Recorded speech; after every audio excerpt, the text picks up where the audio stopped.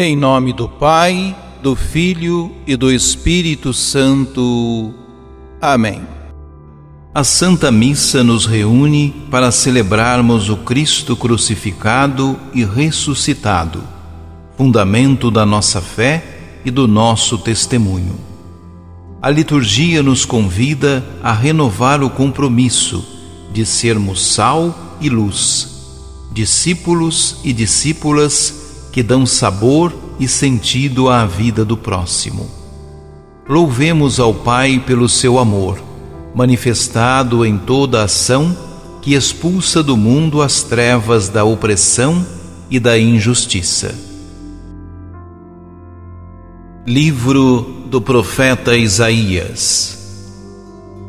Assim diz o Senhor: reparte o pão com o faminto, acolhe em casa os pobres e peregrinos. Quando encontrares um nu, cobre-o, e não desprezes a tua carne.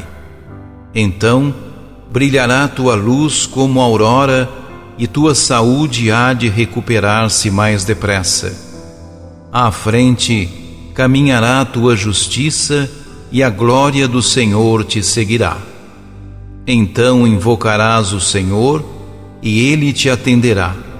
Pedirás socorro, e Ele dirá: eis-me aqui.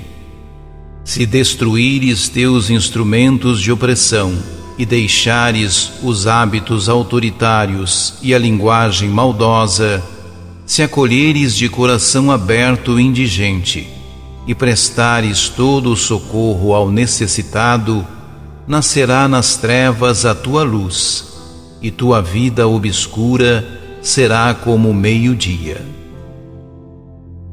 Palavra do Senhor. Salmo 111. Uma luz brilha nas trevas para o justo, permanece para sempre o bem que fez. Ele é correto, generoso e compassivo, como luz brilha nas trevas para os justos. Feliz o homem caridoso e prestativo, que resolve seus negócios com justiça, porque jamais vacilará o homem reto, sua lembrança permanece eternamente. Ele não teme receber notícias más. Confiando em Deus, seu coração está seguro. Seu coração está tranquilo e nada teme. Ele reparte com os pobres os seus bens, permanece para sempre o bem que fez, e crescerão a sua glória e seu poder. Uma luz brilha nas trevas para o justo, permanece para sempre o bem que fez. Primeira carta de São Paulo aos Coríntios.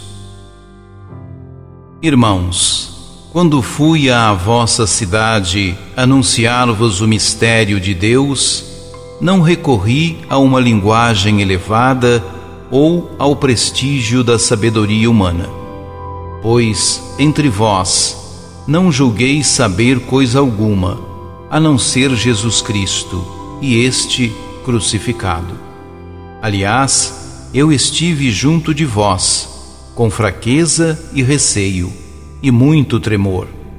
Também a minha palavra e a minha pregação não tinham nada dos discursos persuasivos da sabedoria, mas eram uma demonstração do poder do Espírito, para que a vossa fé se baseasse no poder de Deus, e não na sabedoria dos homens. Palavra do Senhor.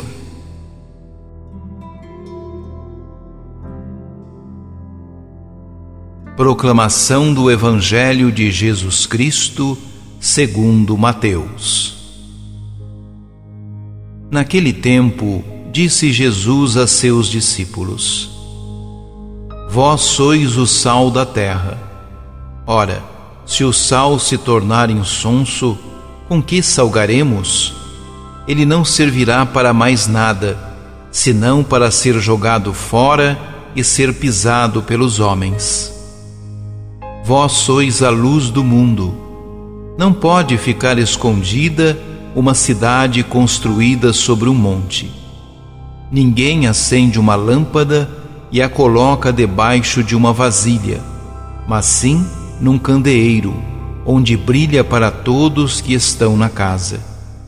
Assim também brilhe a vossa luz diante dos homens, para que vejam as vossas boas obras e louvem o vosso Pai que está nos céus. Palavra da salvação.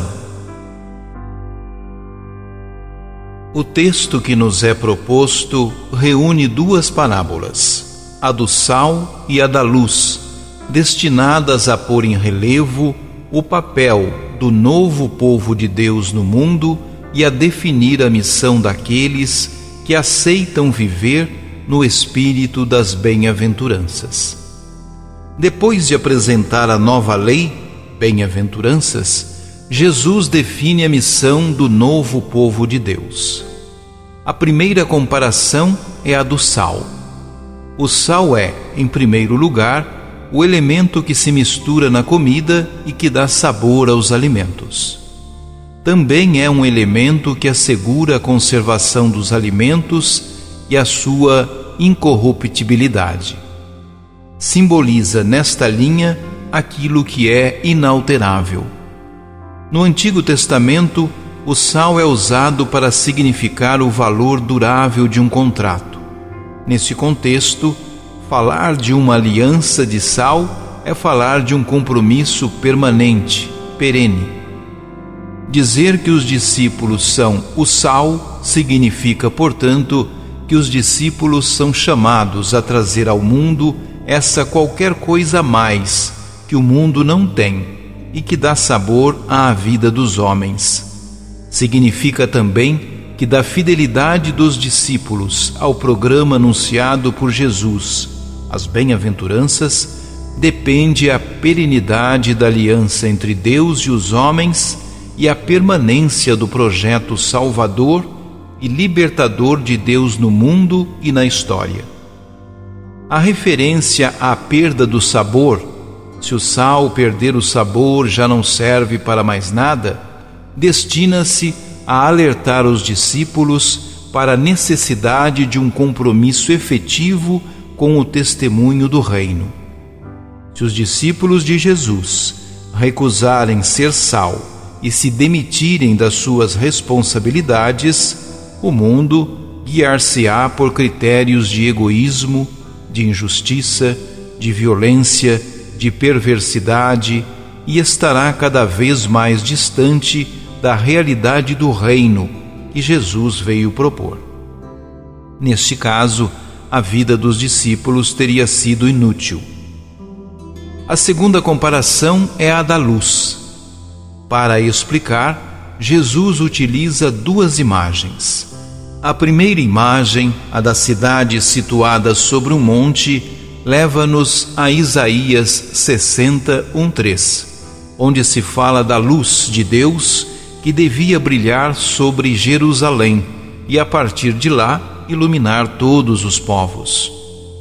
A interpretação judaica de Isaías 63 aplicava a frase a Israel. O povo de Deus devia ser o reflexo da luz libertadora e salvadora de Yahvé diante de todos os povos da terra. A segunda imagem, a da lâmpada colocada sobre o candelabro a fim de iluminar todos os que estão na casa, repete e explicita a mensagem da primeira. Os que aderem ao reino devem ser uma luz que ilumina e desafia o mundo. É possível que haja ainda nestas imagens uma referência ao servo de Yahvé, de Isaías 42 e 49, apresentado como a luz das nações.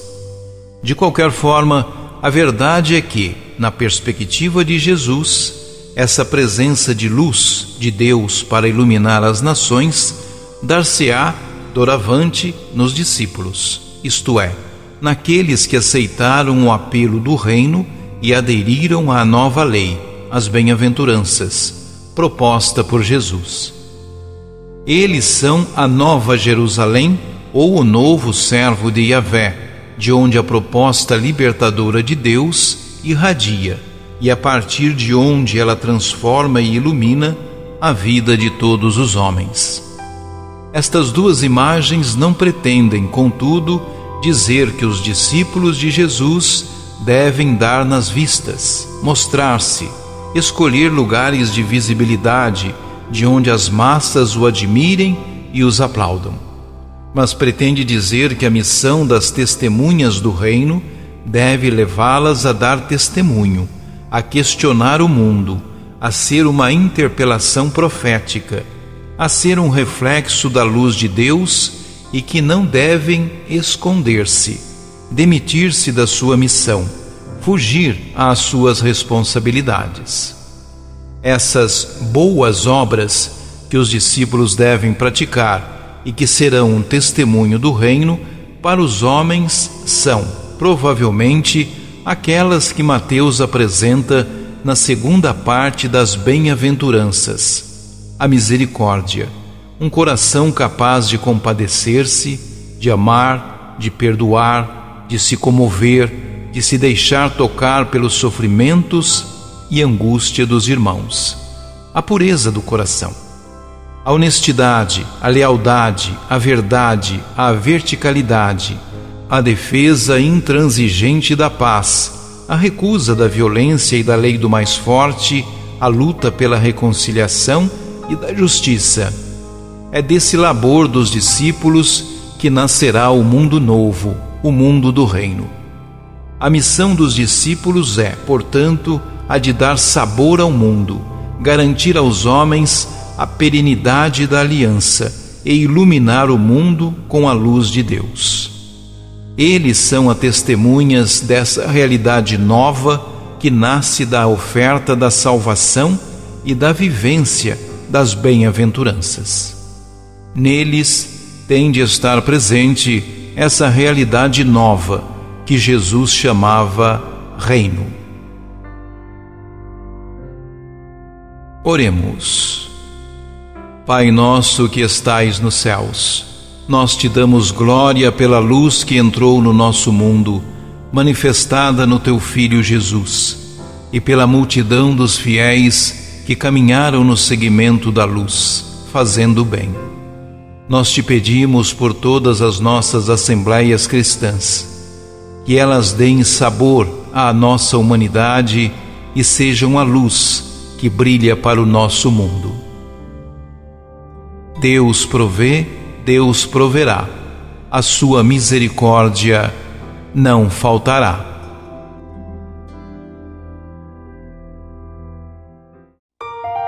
Ajude-nos a evangelizar.